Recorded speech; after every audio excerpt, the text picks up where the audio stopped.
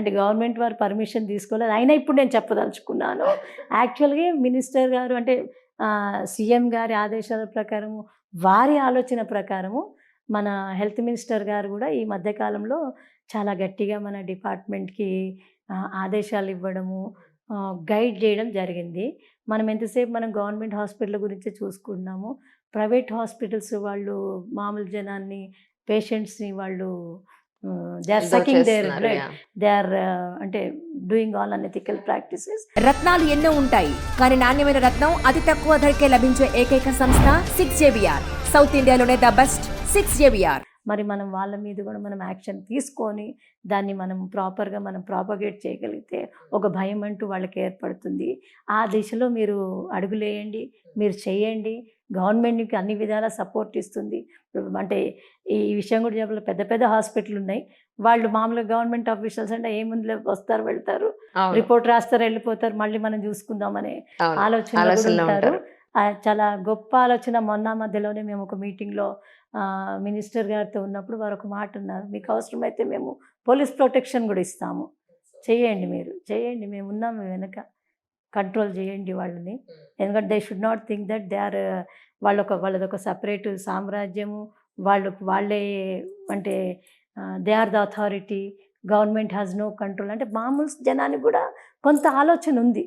ఏంటంటే ప్రైవేట్ హాస్పిటల్ని గవర్నమెంట్ కూడా కంట్రోల్ చేసే పరిస్థితి ఉందో లేదో అనేది కన్విన్స్ చేస్తున్నాం. అది ఇంకా గట్టిగా ప్రయత్నాలు ఇప్పుడు చేస్తున్నాం. అంటే అలాంటివి ఒకవేళ అంటే ఏమైనా నెగిటివ్ ఇష్యూస్ ఏదైనా ప్రైవేట్ హాస్పిటల్స్ మీద వచ్చినప్పుడు మేము వాటి మీద ఎంక్వైరీ చేయడము, అవసరమైన చోట వాళ్ళని డీలిస్ట్ చేయడము, డీఎన్పాల్మెంట్ చేయడము, మళ్ళీ వాళ్ళ కరెక్షన్ చేసుకొని రెక్టిఫై చేసుకొని మా దగ్గరకు వచ్చి ఇది మేము చేసిన రెక్టిఫికేషను, సో మాకు మళ్ళీ ఎన్పానల్ చేయండి అన్నప్పుడే మళ్ళీ రీఎన్పానల్ చేస్తున్నాం వాళ్ళకి. So this is what we're doing. మీ సర్వీస్లో ఇప్పటి వరకు మేజర్గా ఇది జరిగింది, దీనికి మేము ఇలా ఒక డాక్టర్ పాయింట్ ఆఫ్ వ్యూలో కానీ, ఒక హాస్పిటల్ పాయింట్ ఆఫ్ వ్యూలో కానీ ఇలాంటి నిర్ణయం తీసుకున్నాం ఇంత స్ట్రాంగ్గా అనేది ఎప్పుడైనా జరిగిందండి? యాక్చువల్లీ మనము అంటే హాస్పిటల్స్ని మనము ఎన్పానల్మెంట్ చేస్తాము ఒక స్కీమ్ కింద కానీ, లేకపోతే అంటే వీటిని గవర్నమెంట్ కంట్రోల్కి తేవడానికి తీసుకొని వస్తాము. సో ఇంకా అంటే నేను పేరు చెప్పదలుచుకోలేదు, హాస్పిటల్ పేరు వద్దు, డిస్ట్రిక్ట్ పేరు వద్దు, సిమిలర్లీ ఏ పార్టీ వద్దు, ఏ గవర్నమెంట్లో జరిగింది అనేది వద్దు మనకి. So it is a very వివైపికి చెందిన హాస్పిటల్ అది. హాస్పిటల్ అయితే ఇంకా నేను ఇంకా ఎక్కువ చెప్పాలంటే సీఎం గారు ఎవరనేది వదిలిపెడితే సీఎం గారికి చాలా క్లోజ్ ఉన్న వారి హాస్పిటల్. కానీ ఒకానొక టైంలో దాని మీద చాలా మేజర్ కంప్లైంట్ వచ్చింది. వచ్చిన తర్వాత మేము మా officers and higher ups permission తీసుకొని ఆ హాస్పిటల్ సీజ్ చేయడం జరిగింది, డీలిస్ట్ చేయడం జరిగింది. జరిగిన తర్వాత వాళ్ళు న్యాచురల్లీ సీఎం గారి బంధువులో వాళ్ళ close and near and dear కావచ్చు, definitely they will run to the CM garu, honourable CM garu, sir this is happening, you tell them to reopen, list నుంచి లిస్ట్లోకి తీసుకురమ్మని చెప్పండి. అది మాత్రం నేను చెప్పను అన్నారు సీఎం గారు. అది మాత్రం నేను చెప్పను. వాళ్ళు ఏదో మీకు కరెక్షన్ చేసుకొని రమ్మన్నారు కదా, ఆ కరెక్షన్ మీరు చేసుకొని రండి. సార్ 6 నెలలు అవుతుంది సార్, సంవత్సరం అవుతుంది సార్, మాకు దాన్ని చేయడానికి కోసం 3 కోట్లు ఖర్చు పెట్టాలా, 4 కోట్లు ఖర్చు పెట్టాలంటే మీరు లిస్ట్లో ఉండాలి, మీరు సర్జరీస్ చేయాలి, ట్రీట్మెంట్ చేయాలి, మీకు గవర్నమెంట్ నుంచి డబ్బులు రావాలంటే డెఫినెట్గా రెక్టిఫికేషన్ మీరు చేసుకొని రండి. వాళ్ళే మళ్ళీ మీకు మళ్ళీ వాళ్ళు ఇన్స్పెక్షన్కి వస్తారు. ఏదైతే వాళ్ళు తప్పులు పట్టుకున్నారో అది మీరు రెక్టిఫై చేసి చూపించినప్పుడు మీరు వాళ్ళు సాటిస్ఫై అయితే ఆటోమేటిక్గా వాళ్ళు లిస్ట్ చేస్తారు మళ్ళీ. కాబట్టి don't come to me till you rectify that అని. అలాంటి మనుషుల అవసరం నిజంగా. ఎందుకంటే ఇవి కూడా చూసిన పాజిటివ్ సైన్స్ ఫ్రమ్ గవర్నమెంట్ చూశాను. కాకపోతే it may not be right at this time to mention any person's name, hospital name or government's name, but it does happen. కాకపోతే మనము కొన్ని రివీల్ చేయలేం కాబట్టి but this will definitely happen అండి. అలాంటివి కూడా జరుగుతుంటాయి. అంటే సాక్షాత్తు సీఎం గారే నువ్వు అది రెక్టిఫై చేసావు, నా దగ్గర రాకు బాబు అని చెప్పిన పరిస్థితి ఉంది. నువ్వు వాళ్ళ దగ్గరికే వెళ్ళు, కరెక్ట్ చేసినాక వాళ్ళ దగ్గరికి వెళ్ళు, వాళ్ళు ఓకే అంటే వాళ్ళే మళ్ళీ if everything is fine they will enlist you, come back and tell me that you have done it.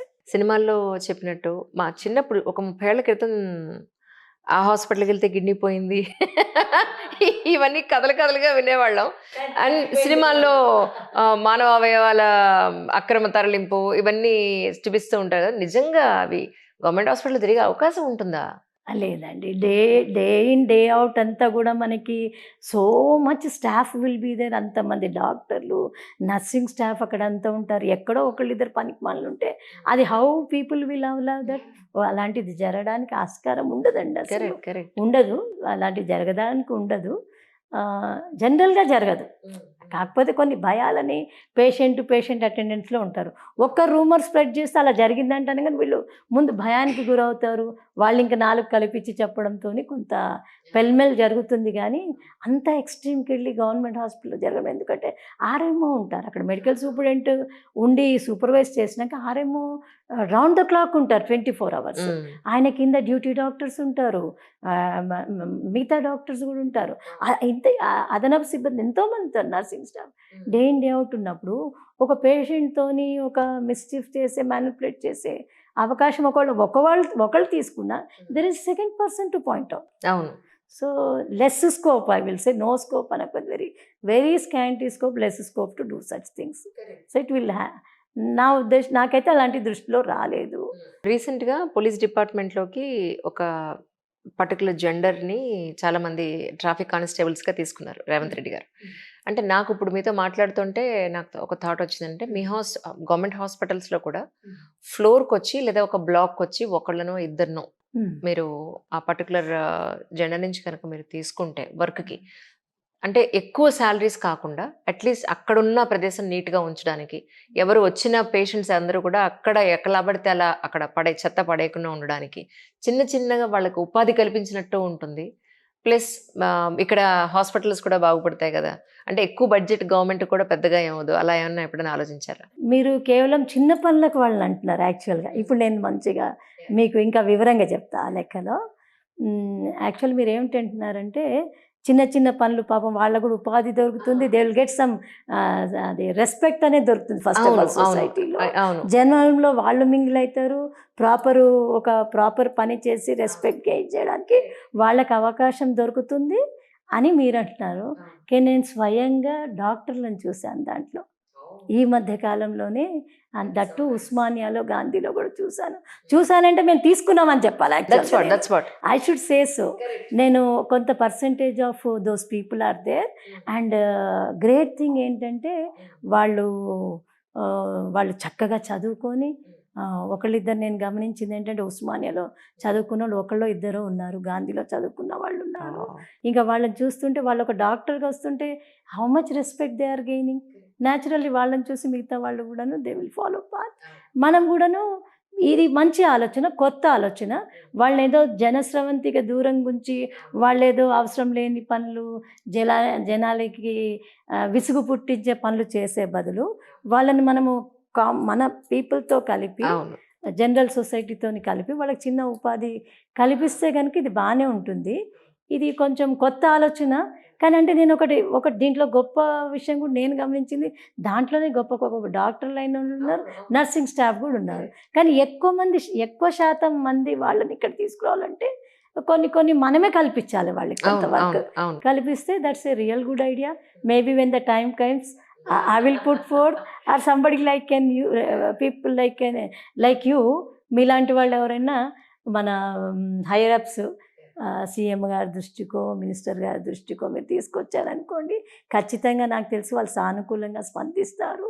And definitely they will do that అని నేను అనుకుంటున్నాను.